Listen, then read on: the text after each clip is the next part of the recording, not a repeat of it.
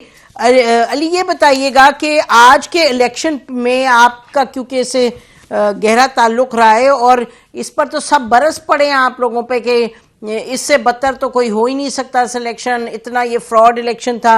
मरियम औरंगजेब साहबा ने एक बड़ी भरपूर की प्रेस कॉन्फ्रेंस और पीपल्स पार्टी ने बस एक स्टेटमेंट दी, उनके मेरे ख्याल कुंडी साहब if I am not wrong, और बाबर साहब पर तो बाद में आते हैं। तो बताएं जी आपने ये क्या किया आज इलेक्शन के नाम पे? देखें जी, सबसे पहले तो इसमें 3 बातें करूंगा। पहली बात तो ये है कि किसी और पॉलिटिकल पार्टी को कोई हक नहीं पहुंचता कि वो हमारे इंटरनल इलेक्शन, ये कोई जनरल इलेक्शन या कोई नेशनल इलेक्शन तो नहीं है ना, कि एक इंटरनल पार्टी का इलेक्शन है जो हर पार्टी ने अपने आइन के मुताबिक करना होता है। उसके बारे में स्टेटमेंट भी देना उनका कोई जवाब नहीं बनता, ना कि वो इस पे कोई कंप्लेन करें या कोई ऐसी बात करें जो कर रहे हैं। सो ये तो पहली बात। दूसरी बात ये है कि हमें डायरेक्शन दिया गया था इलेक्शन कमीशन ऑफ पाकिस्तान की तरफ से कि आप दोबारा से इलेक्शन कराइए। हमारा पहला जो इलेक्शन था हम करा चुके थे, लेकिन 300 पार्टियां मेरा ख्याल है पाकिस्तान में पॉलिटिकल पार्टी, सिर्फ पीटीआई के इलेक्शन को पकड़ा इलेक्शन कमीशन ने और कहा कि आप दोबारा कराएं। मेरे मुताबिक ये ऑर्डर इलेक्शन कमीशन का गलत था, लेकिन बहरहाल हमने फिर भी सोचा कि हम कानून के मुताबिक अगर फैसला हो गया ठीक है, हम अपील करते हैं, लेकिन हम इलेक्शन करा देते हैं। अब इलेक्शन उन्होंने जो डायरेक्शन दिया इलेक्शन कमीशन ने, वो कहा है कि अपने आइन के मुताबिक कराएं।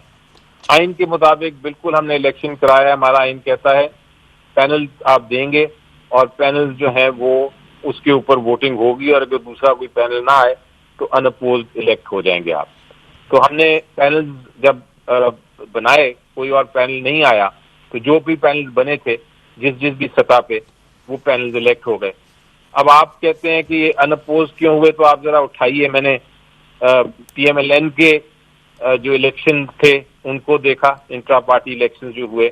मैंने जो पीपल्स पार्टी के इलेक्शन इंट्रा पार्टी हुए, सारे लोग अनअपोज्ड इलेक्ट हुए। जो जो नॉमिनेट हुए वहां तो बल्कि पैनल सिस्टम भी नहीं है, वहां तो इंडिविजुअल इलेक्शन शायद है, सारे अनअपोज्ड हुए थे।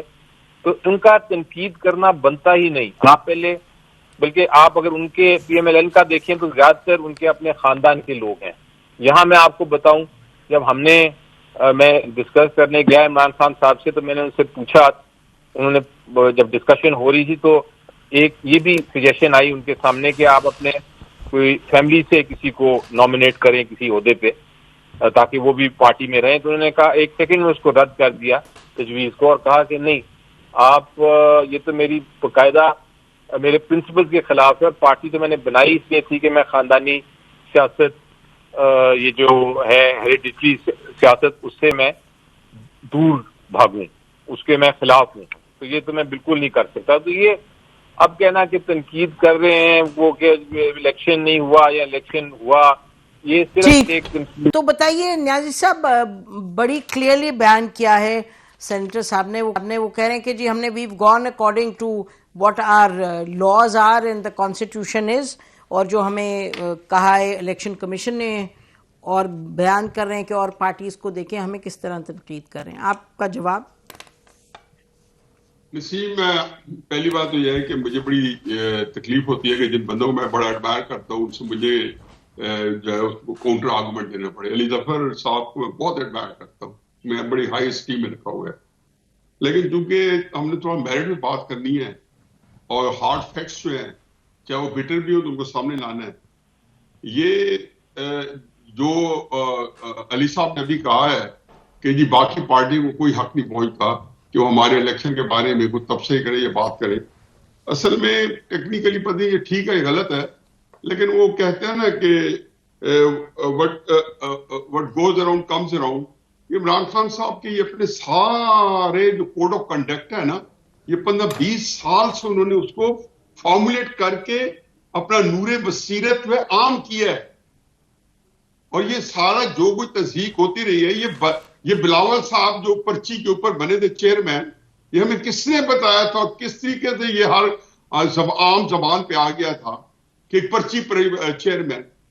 दूसरी बात यह है कि इमरान खान साहब का जो डिसरिगार्ड है ना पार्टी के मोअज़्ज़ीन के लिए, इज़्ज़तदार लोगों के लिए, पुराने लोगों के लिए, मसलन अब मुझे केस इन पॉइंट है, बड़ा अच्छी सिलेक्शन की है, किस मेरिट पे उन्होंने गौहर अली खान को किया, किस मेरिट पे किया?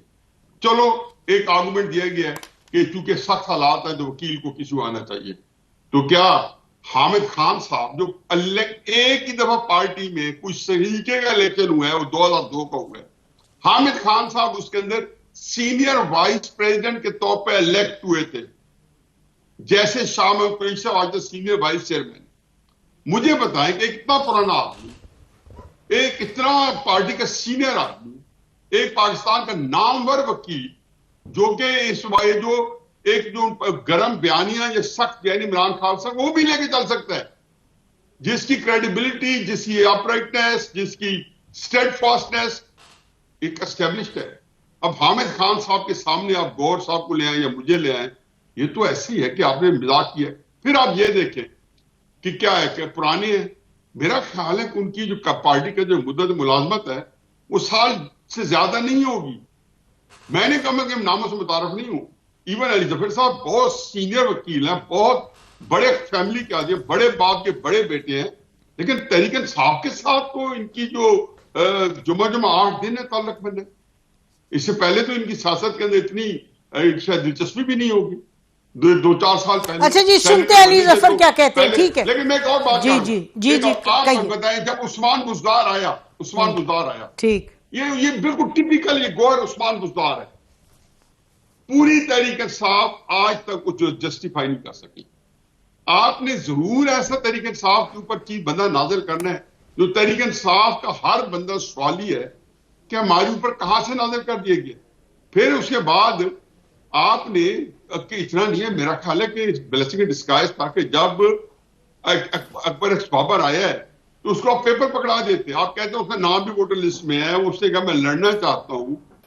आप लोगों ने उसको बिल्कुल वो जर्नल जो थी ना इंटेलिजेंस एजेंसी गस्टापो, उस टाइप उठा के चुप करके पता नहीं वो कितने बंदे हैं, कितने थे, हम ही ने जो गिरे वही मानना पड़ेगा। कहां कराई है, जहां हम कह रहे हैं वही आपको मानना पड़ेगा। क्या हुआ है जो हमने आपको बता दिया वही किया करेगा। आखिरी बात यह है, मैं आपको लिख के बता दूं कि ये इलेक्शन जो है इलेक्शन कमीशन ने रद्दी की टोकरी फेंक दी या बाद में किसी अदालत में फेंक देने। मैं तो कई दफा एनजीओ के खिलाफ और बाकी लोगों के खिलाफ स्टे ऑर्डर अभी तक कोर्टों में चल रहे हैं, हर स्पोर्ट्स ऑर्गेनाइजेशन के खिलाफ चल रहे हैं। कौन चलने देता है? जबकि आप उसकी बोनाफाइडी जो है मान चुके हैं बाबर की मेंबरशिप की, वो तो अदालत ने उसको बताया हुआ कि मेंबर है। आपने तो वो भी कॉन्टेस्ट किया था कि मेंबर नहीं है, उन्होंने अदालत से मनवाया हो कि मैं तहरीक इंसाफ का बोनाफाइडी मेंबर हूं। तो ये एक अजीबोगरीब मैस है। तहरीक इंसाफ असल में जब क्राइसिस है उसको निपटने का जो मेरा ख्याल है, अब मुझे फिर मैं कहूंगा तो अली ये ना कह दे कि आप कौन होते हैं बताने वाले, क्योंकि ये हमारा मामला ठीक है, बुरा है, बिल्कुल सही कह रहे हैं, मैं और कहने भी ये चाहिए।